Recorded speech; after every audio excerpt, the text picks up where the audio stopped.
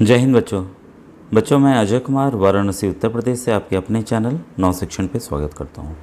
बच्चों, कोई भी स्कीम जब हम एनएसपी पोर्टल पर अप्लाई कर रहे हैं तो काफ़ी स्कीम्स हैं। अभी मैं दिखाऊंगा कौन कौन सी स्कीम्स हैं। प्री मैट्रिक, पोस्ट मैट्रिक होती है, एनएमएमएस होती है और काफ़ी योजनाएं जब हम अप्लाई करते हैं तो उसमें काफ़ी बच्चों को समस्याएं आ रही हैं। तो कुछ बच्चों का तो तुरंत हो जा रहा है, कुछ बच्चों को काफ़ी समस्याएं आ रही हैं। देखिए, ऑलरेडी मेरा जो वीडियोस इस पे मैंने बनाया हुआ है, क्योंकि मैं बहुत डिटेल में जाऊंगा तो काफ़ी समय लगेगा। आज का जो वीडियो है उस प्रॉब्लम्स को लेकर है। तो जो भी बच्चे ओटीआर नहीं करना जानते हैं या कैसे प्रोसीड करना एक्चुअल में नहीं जानते हैं, तो आपको क्या करना है कि मेरे चैनल यूट्यूब पर आप नव शिक्षण टाइप कर लीजिएगा और ये जो लिखा हुआ है इस पर आपको क्लिक करना है। तो देखिए, क्लिक करते ही आपके सामने होम, वीडियो, शॉर्ट्स, लाइव और प्लेलिस्ट आ जाएगा। ठीक है, तो हमें प्लेलिस्ट को फिर क्लिक करना है।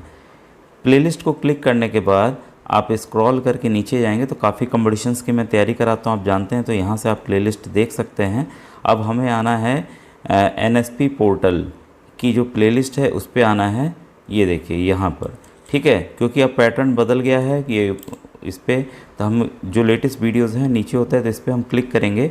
जो लेटेस्ट वीडियोज़ हैं, तो ये पहले का मैं बताया हूँ कि कैसे कैसे करना था, प्रॉब्लम आती थी।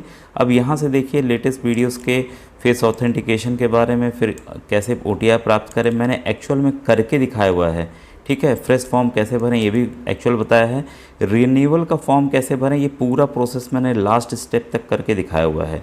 फेस ऑथेंटिकेशन एक्चुअल में आधार जो फेस आरडी ऐप है उससे कैसे करें यहाँ मैंने बताया हुआ है। तो ये इसको आप देख लीजिए, ठीक है। और जो प्रॉब्लम्स आ रही है उसको मैं अब बताने जा रहा हूँ।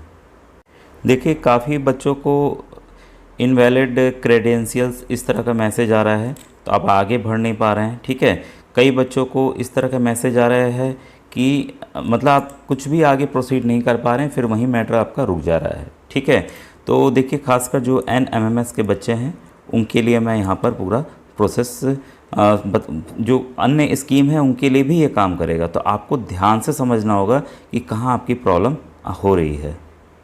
तो ये आपको पता ही है कि आपको बस एनएसपी पोर्टल टाइप कर देंगे तो आपके सामने जो साइट आएगी scholarship.gov.in आएगी, इस पर आपको क्लिक कर देना है। ठीक है, तो ये हमारी एनएसपी की साइट है।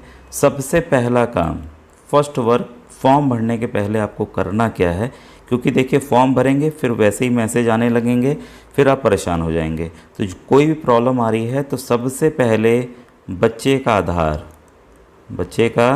आधार कार्ड, ठीक है, और रिज़ल्ट, तो जो एनएमएमएस का आपको रिज़ल्ट मिला है उसको ले लीजिए दोनों को साथ में और मिलाइए। क्या जो नेम की स्पेलिंग है वह सेम है कि नहीं है।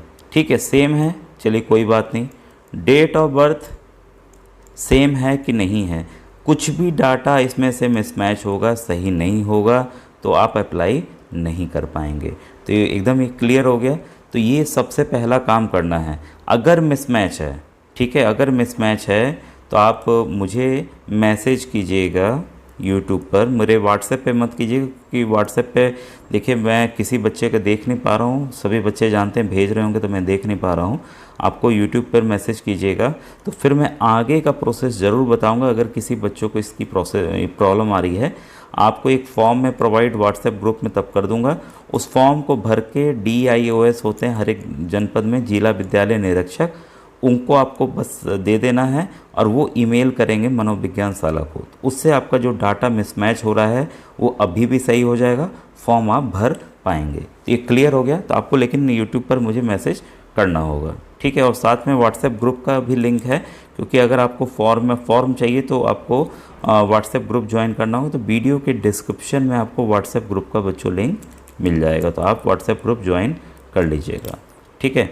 अब दूसरा जो है, आपको क्या करना है कि इसमें पब्लिक कॉर्नर में, एक मिनट, अब आपको देखिए नेक्स्ट स्टेप में क्या करना है। कई बार बच्चे शिकायत करते हैं कि सर हमारे स्कूल का उसमें दर्ज ही नहीं है। ठीक है, तो फॉर्म भरने के पहले आप ये ज़रूर चेक कर लें आपका स्कूल दर्ज है कि नहीं है। तो इसके लिए देखिए 4 डॉट दिख रहा है, इस पर आपको क्लिक करना है। क्लिक करने के बाद आपके सामने ये देखिए पब्लिक कॉर्नर आ गया, ठीक है, इसको हम छू रहे हैं। इसको छूने के बाद सेकंड ऑप्शन देखिए फाइंड इंस्टीट्यूट ऑन एनएसपी। अगर आपका स्कूल पोर्टल पर है ही नहीं तब आप फॉर्म भर ही नहीं पाएंगे। लाख कोशिश करेंगे, कई बच्चे मैसेज करें सर हमारा दिख ही नहीं रहा है स्कूल, तो कैसे आप अप्लाई करेंगे। ठीक है, तो यहाँ पर हम क्लिक करेंगे फाइंड इंस्टीट्यूट ऑन एनएसपी। ठीक है, तो इसके देखिए आपको दो तरीके मिलेंगे कि आप पहले इंस्टीट्यूट स्टेट सेलेक्ट कीजिए, राज्य, फिर डिस्ट्रिक्ट, फिर कई कॉलेज के नाम आपके पूरे ज़िले के आ जाएंगे। ठीक है, तो आप इसको खोजने में दिक्कत होगी। दूसरा क्या है कि आप अपने स्कूल में जहाँ आप कक्षा 9 में पढ़ रहे हैं वहाँ आप जाइए और उनसे पूछिए कि सर हमारे विद्यालय का ये जो कोड, जितने कोड लिखे हैं, ठीक है, स्कूल में जनरली बच्चों U-DAS कोड होता है, U-DAS कोड। ठीक है, वो आप ले लीजिएगा और यहाँ पर आप डाल देंगे तो कैप्चा फिल करेंगे तो आप सर्च में आपका डायरेक्ट स्कूल आ जाएगा। आप देख सकते हैं उसको, चूज योर ऑप्शन। तो यहाँ पर ये देखिए चूज योर ऑप्शन में डाइस कोड आ गया ना, बस यही आपको भरना है। ठीक है, ये भी कोड हो सकता है जो ITI कॉलेज है उनके लिए। ठीक है, तो हमने मान लीजिए डाइस कोड सेलेक्ट कर लिया। ठीक है, और यहाँ पर हम वो नंबर को भर देंगे। ठीक है, जो भी आपका नंबर है, फिर आप कैप्चा करके सर्च में डाल देंगे। ठीक है, कैप्चा फिल करेंगे तो ये आ जाएगा। अभी देखिए नीचे का नहीं दिख रहा है, ये जब आप इस मोड में करेंगे, डेस्कटॉप मोड में, तब ये आपको आ जाएगा। ठीक है, तो इससे आपको सर्च पहले ही कर लेना है कि आपका दिख रहा है कि नहीं दिख रहा है। ठीक है, तो मैं बैक चलूँ इस बार। तो ये चीज़ें आप समझ गए होंगे कि उसमें देखिए अच्छे एक इंस्टीट्यूट का मैं आपको दिखा दूँ। तो ये बच्चों देखिए एक कंप्यूटर का है स्क्रीनशॉट, क्योंकि अभी जस्ट खोजूँगा तो दिक्कत करेगा।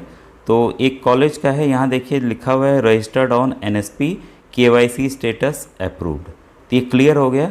ठीक है, और दूसरा एक काम और है बच्चों, भले KYC अप्रूव्ड हो, कई बार आप जब क्लास सेलेक्ट करने जाएंगे तो क्लास आपको सेलेक्ट हो ही नहीं पाती, चाहे 9th 10th हो चाहे 11th 12th हो। ठीक है, तो पूरा वीडियो देखिए, आपको ध्यान से सुनना होगा, क्योंकि बिना सुने अगर आप मैसेज करेंगे तो मैं उसका उत्तर नहीं देने वाला हूँ। ठीक है, क्योंकि यहीं पे बच्चों एक एक चीज़ आपकी आज प्रॉब्लम हल होने जा रही है। तब आप क्या करेंगे कि अगर KYC शो नहीं कर रहा है और स्कूल का स्टेटस जो है वो अप्रूव्ड दिखा रहा है, तो उस केस में क्या करना है। उस केस में बच्चों एक चीज़ आप समझिएगा, कई बच्चे बोल रहे हैं कि सर फॉर्म जो हमने सबमिट कर दिया कहाँ जमा करना है। तो जहाँ आप पढ़ रहे हैं, ये नहीं कि जहाँ आप क्लास 8 पढ़ते थे, ये पुराने स्कूल में नहीं करना, जहाँ आप पढ़ रहे हैं वहीं आपको फॉर्म सबमिट करना है। ठीक है, जब फाइनल सबमिट हो जाता है तो आपके स्कूल में ध्यान रखिएगा कि एक नोडल टीचर इसी के लिए नियुक्त हैं, स्कॉलरशिप स्कीम के लिए। ठीक है, तो उनसे आपको जाकर कहना है कि सर मैं फॉर्म भर रहा हूँ और क्लास शो नहीं हो रहा है। ठीक है, तो उनको कहिएगा कि सर आप इंस्टीट्यूट कॉर्नर में जाएंगे। देखिए यहाँ पर जैसे ही इंस्टीट्यूट है ना, इंस्टीट्यूट है, तो वैसे यहाँ से भी जा सकते हैं। और ऊपर जो 4 लाइनें दिख रही हैं, तो आपके सर को यहाँ से इंस्टीट्यूट कॉर्नर में जाना है। ठीक है, इंस्टीट्यूट कॉर्नर में जाने के बाद, ठीक है, और लॉगिन कर जाएंगे। लॉगिन करने के बाद वहाँ पर उनको क्लास अपडेट का ऑप्शन आएगा, क्लास अपडेट का ऑप्शन आएगा। जब वो क्लास अपडेट कर देंगे तब आपके फॉर्म में क्लास शो होने रहेगा और आप फॉर्म भर पाएंगे। तो ये जर्नली प्रॉब्लम है, इन प्रॉब्लम्स की वजह से ही अलग अलग तरह के मैसेज आ रहे हैं और बच्चे जो हैं फॉर्म नहीं भर पा रहे हैं।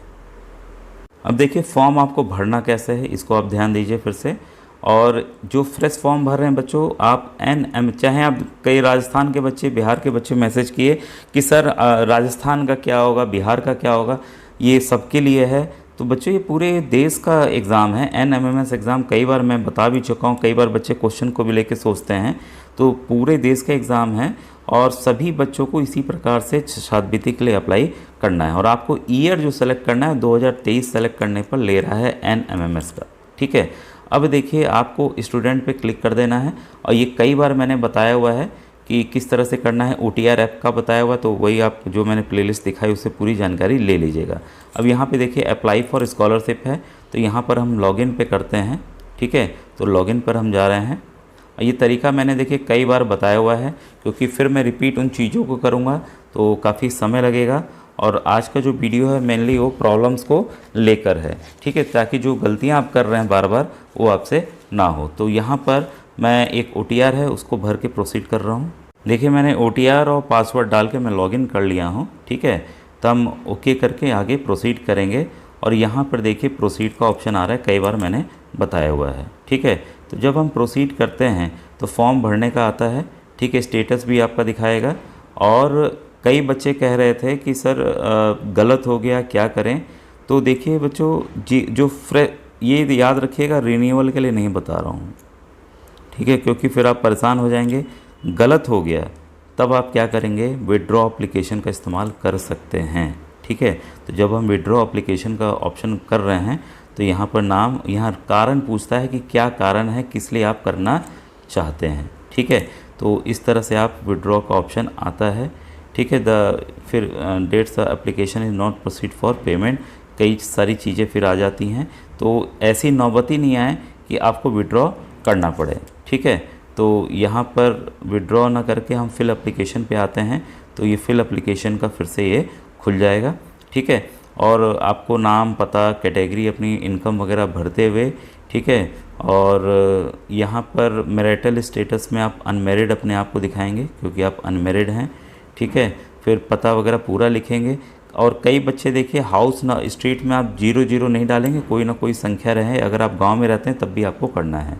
सेव एंड नेक्स्ट पे बढ़ना है। तो ये सब चीज़ें आप देखिए, जर्नल इन्फॉर्मेशन सेव्ड सक्सेसफुली आ जाएगा, ओके आ जाएगा। बाकी यूडाइस कोड विद्यालय के डालेंगे, पूरी डिटेल आ जाएगी। रोल नंबर वगैरह करना है, सेक्शन वगैरह करना है। ठीक है, और हॉस्टलर हैं कि नहीं है, फिर सेव है नेक्स्ट। फिर नीचे की तरफ देखिए, कॉम्पिटिटिव एग्ज़ाम डिटेल में आ रहा हूँ डायरेक्ट में। ठीक है, प्रीवियस ईयर एकेडमिक डिटेल में आप सन ज़रूर सही से सेलेक्ट कीजिएगा।